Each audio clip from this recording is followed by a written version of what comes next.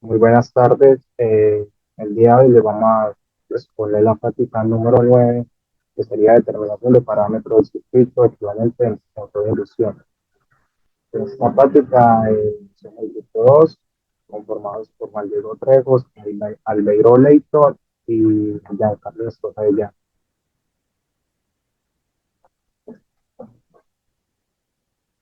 Bueno, aquí tenemos el modelo de transformador. Este modelo de transformador se dio gracias al circuito equivalente del motor de inducción del libro del Chandler. En la primera gráfica podemos ver el modelo de transformación de inducción.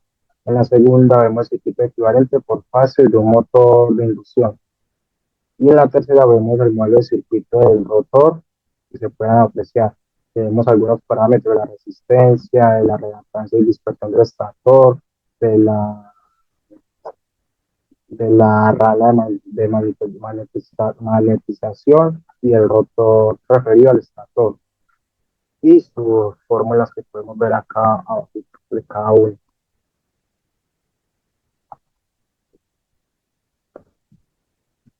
Aquí tenemos el flujo de potencia. La primera imagen se sacó del libro del Chapman, que es pérdida de conversión de energía. Tenemos la entrada con su fórmula de la entrehierro. Tenemos el cobre del rotor y el convertidor por inducido.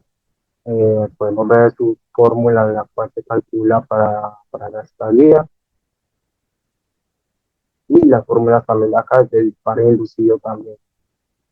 Y tenemos en la gráfica abajo, tenemos el circuito equivalente por partes con pérdidas en el rotor y el núcleo, el PN y el núcleo separado, que es la de acá, y sus fórmulas.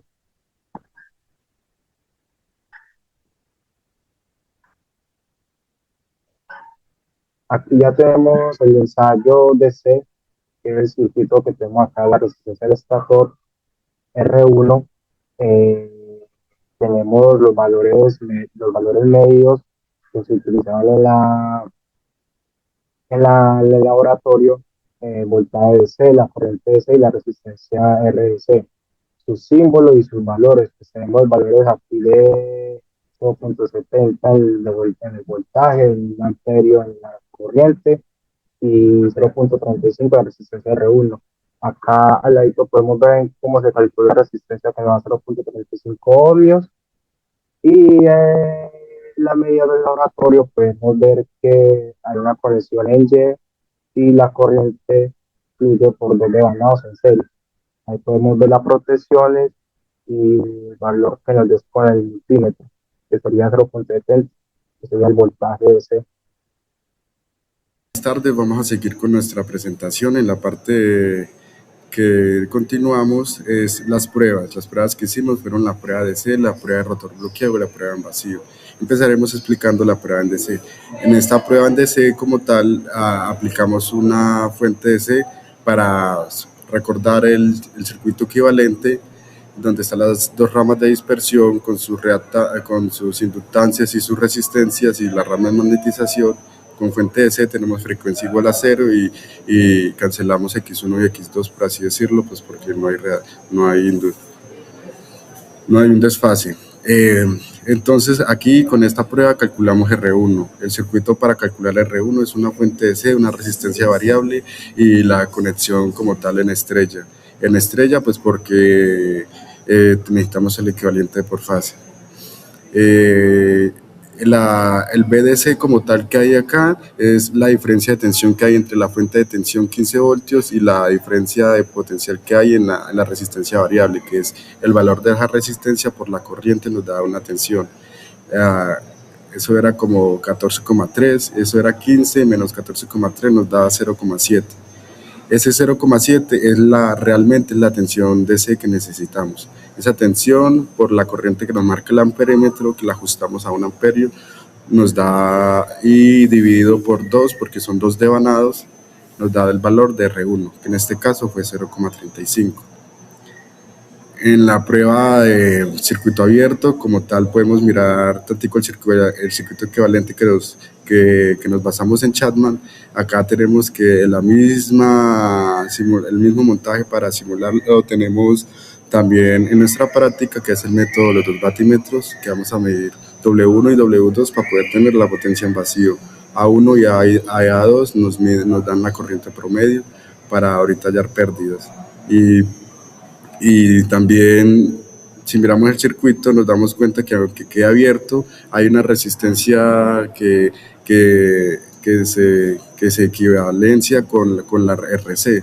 ¿Por qué? Porque esta es unas pérdidas. Estas pérdidas suceden por el efecto Joule que hay en el entrehierro. Como tal, se disipan en la resistencia que hay en la rama de magnetización y ahí nos da el equivalente. Esa es la reducción que hace. Nos queda la rama de magnetización y nos queda el circuito de la rama de dispersión, el circuito con la rama de dispersión, pero la corriente que pasa por ahí es despreciable y realmente porque toda la corriente está pasando por la rama de magnetización. Con la potencia en vacío y con la corriente promedio y otros cálculos hallamos XGC, que en este momento la llamamos como admitancia, y XM, que podría ser BN también. La potencia en vacío es W1 más W2, que en este caso fue 790 más 220, nos da 1010. Y 1 nos da la corriente promedia, que es 5,49, que es nuestras dos corrientes. La tensión de fase, nuestra tensión de línea dio raíz de 3, 116. El PSE la hallamos con la corriente promedio, que es 3 veces la corriente promedio al cuadrado por R1. Ahí nos dio 31,7. Las pérdidas rotacionales pérdida en vacío por las pérdidas de PSE. El coseno de teta lo hallamos con las pérdidas en vacío dividido raíz de 3, la tensión de línea por la corriente promedio. Hallamos una ZNL porque en este caso vamos a hallar la XM de esa manera, que es tensión de fase sobre corriente promedio. La GC la hallamos como admitancia, que es arriba la corriente promedio y abajo como tensión de fase. Normalmente como impedancia hubiera sido tensión sobre corriente. Y la multiplicamos por un coseno de teta, que lo hallamos con nuestro potencia en vacío. La GC nos dio un valor de 0,024 y XM nos dio ZNL menos X1. Hay muchas maneras y nosotros la estamos hallando así. Y que ZNL1 nos dio 21,24. Esta X1 la vamos a hallar con la prueba de rotor bloqueado. En la prueba de rotor bloqueado tenemos en Chapman el mismo montaje, 2 batímetros con una tensión reducida, y la cual acá ya solo hallamos R2, X1 y X2. No hallamos R1 porque no sabemos la proporcionalidad que tienen estas dos resistencias y solo tal concepto nos cumple para hallar R2 porque hallamos la resistencia al rotor bloqueado y si tenemos el valor de R1 podemos hallar R2. Por eso solo podemos hallar una de las dos resistencias. Hallamos también una XRB referida, X1, X2. Esas son las fórmulas que nos da el Chapman. Después en el montaje que tenemos en el lado derecho, como tal, hacemos todo ese acoplamiento con la parte de C porque no tenemos una tensión reducida. Entonces el montaje que utilizamos en la prueba en vacío lo acoplamos al del rotor bloqueado para poder tener esta tensión. Si nos damos cuenta, en el circuito del lado derecho hay unas franjas rojas que de ahí nos está diciendo que ahí para atrás tenemos nuestra tensión reducida y ahí adelante tenemos nuestra prueba común y corriente de rotor bloqueado. En esta prueba como tal, como se hace un paro, el deslizamiento es igual a 1. En la prueba en vacío el deslizamiento es igual a 0. Acá en la prueba en vacío necesitamos tensión nominal y frecuencia nominal y acá en cambio tenemos una tensión reducida, corriente nominal. Y como hay tensión reducida también se nos cae la frecuencia, hay frecuencia que se reduce, que esta nos dio un valor de 49. La velocidad nos dio un valor de 1454, el voltaje de línea 106, la corriente promedio nos dio 7,28. La potencia total de rotor bloqueado nos dio 1430, que fue la suma de W1 y W2. Los cálculos que hacemos acá en rotor bloqueado, hallamos coseno, Z, RB, RRB, los cuales el coseno de teta, pues recordemos nuestros datos: voltaje de línea 106, corriente utilizamos la de 12, la potencia que es la más grande, la potencia de la 1410, la de rotor bloqueado, y la de frecuencia de 49. El coseno de teta pues es esa potencia sobre raíz de 3 por la tensión de línea por la corriente.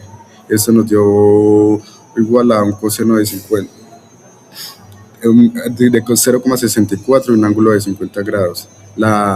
Necesitamos calcular un valor de impedancia, pero solo es magnitud. La llamamos con la tensión de línea, que es 106 dividido raíz de 3 por una corriente. Eso nos da en magnitud 5,09.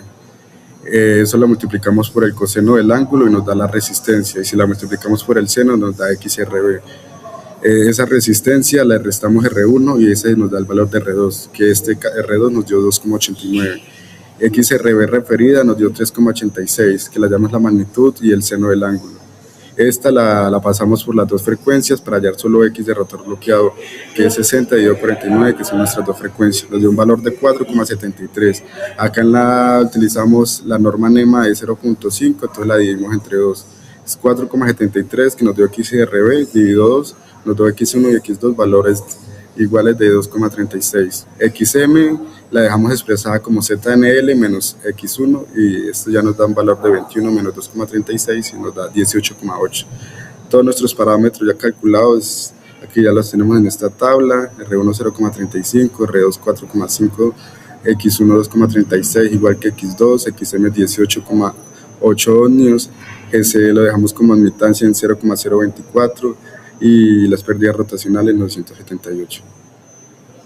En esa diapositiva se resume el análisis del motor de inducción a partir de dos aspectos importantes: el equivalente Thevenin y la temperatura final del ensayo de rotor bloqueado. Primero se obtiene el equivalente Thevenin, que nos permite simplificar el circuito, motor y trabajar con valores más fáciles de analizar. Con estos datos el circuito se calcula el voltaje Thevenin de aproximadamente de 100.56 voltios y una resistencia de 0.246 ohmios y una reactancia de 3.44 ohmios. Estos valores nos ayudan a representar el comportamiento eléctrico del motor de una manera más sencilla. Este procedimiento permite entender tanto la parte eléctrica del motor como el calentamiento que se presenta durante la prueba.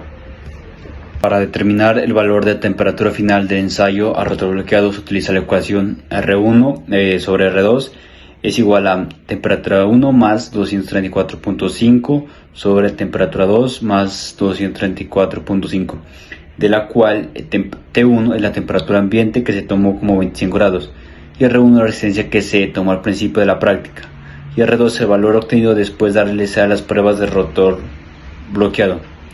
Despejando T2 se obtiene el valor de la temperatura final del ensayo de rotor bloqueado, que T2 es igual a 145 grados. En esa dispositiva se muestran las evidencias de laboratorio realizado como el del motor de inducción. Aquí se puede observar los diferentes montajes que utilizamos, como el ensayo en DC de corriente continua, que utilizamos una resistencia, que medimos la corriente, el voltaje, ensayo en vacío, que medimos la velocidad RPM, la frecuencia, el voltaje, la corriente y la potencia. Lo mismo para ensayo de rotor bloqueado, que medimos la frecuencia, el RPM, la corriente. Ahí están las evidencias de la práctica. Una comparación entre motores de corriente alterna y motores de corriente continua tiene en cuenta varios aspectos importantes, como la alimentación, el control de velocidad, mantenimiento, la estructura, el par de arranque y sus aplicaciones. Los motores de corriente alterna trabajan directamente con la red eléctrica, por eso son muy usados en la industria. Además suelen ser más robustos, tienen una estructura más sencilla y requieren menos mantenimiento, especialmente los motores de inducción, porque no se usan escobillas ni colector.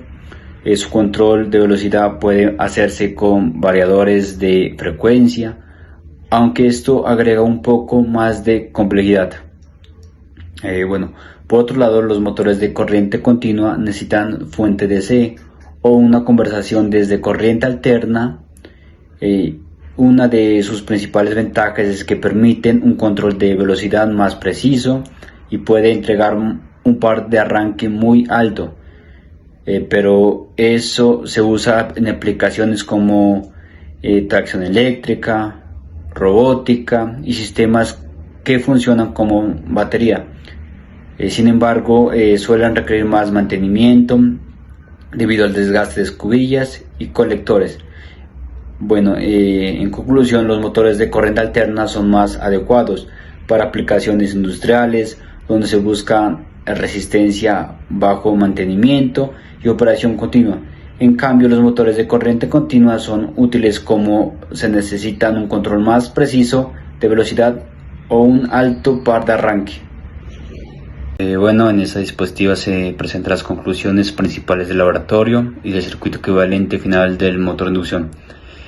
Primero se puede decir que los 3 ensayos realizados, que fueron en DC, ensayo en vacío y ensayo a rotor bloqueado, permiten observar los parámetros necesarios para construir el circuito equivalente del motor. Cada prueba aporta un dato diferente. El ensayo DC permite calcular la resistencia del estator. El ensayo en vacío ayuda a identificar las pérdidas y la rama de magnetización. Y en el ensayo de rotor bloqueado permite obtener los parámetros asociados al rotor. Bueno, en este circuito equivalente final se observa que como queda representado el motor por fase, allí aparece la resistencia de estator, resistencia de dispersión, la rama de magnetización, la resistencia de rotor referido al estator. Esto es importante porque en este modelo se puede analizar el comportamiento del motor sin necesidad de trabajar directamente con toda la máquina real. También se destaca que la temperatura final fue aproximadamente de 145 grados, lo cual muestra que durante el ensayo a rotor bloqueado el motor estaba sometido a una condición exigente porque el rotor no gira y la corriente produce un calentamiento considerable en los devanados.